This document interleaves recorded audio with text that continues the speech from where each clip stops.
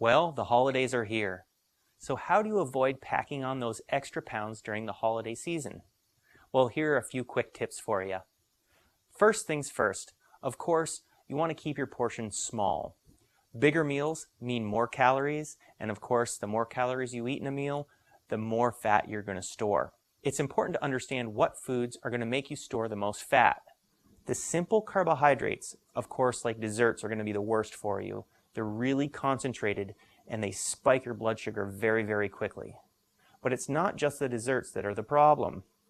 Things like mashed potatoes and stuffing are just as bad. I know it's not sugary sweet, but starches will spike your blood sugar almost as fast as those sugary desserts will.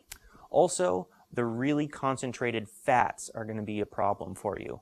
So, go easy on the butter and don't do the extra ladle or two of gravy on the mashed potatoes and turkey. Next, you want to think about the pace at which you're eating. It takes your body about 20 minutes to realize that it's full. If you're just gobbling your food down super fast, your body isn't going to know when it's full and you're going to overeat. When you're eating, I suggest taking a bite, putting your fork down, waiting a second, maybe talk with a relative you haven't seen for a while, pick your fork back up, and then eat again. The slower you go, the less you're going to eat. You might want to think about taking a walk after your dinner. Your blood sugar is going to spike when you start digesting all of that food. If your blood sugar is spiking and you don't use it, the excess is going to be stored as fat. So if you go for a walk, you're going to be using more of that blood sugar and less of it is going to be stored as fat.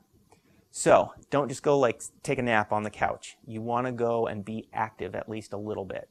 Finally, you want to wait at least 2, but ideally 3 to 4 hours between when you eat your large meal and then when you have dessert. If you have a big meal and you spike your blood sugar, and then you have dessert and spike it again, all of the calories from that dessert are going to be stored as fat. But if you eat a large meal and then digest it after 3 to 4 hours, then you have some dessert.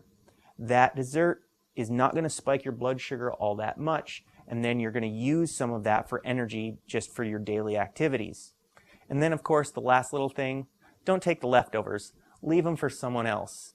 You're going to thank yourself for doing it. Of course, you can contact me on my website if you want to set up a phone or a video conferencing appointment, and have a happy holiday season.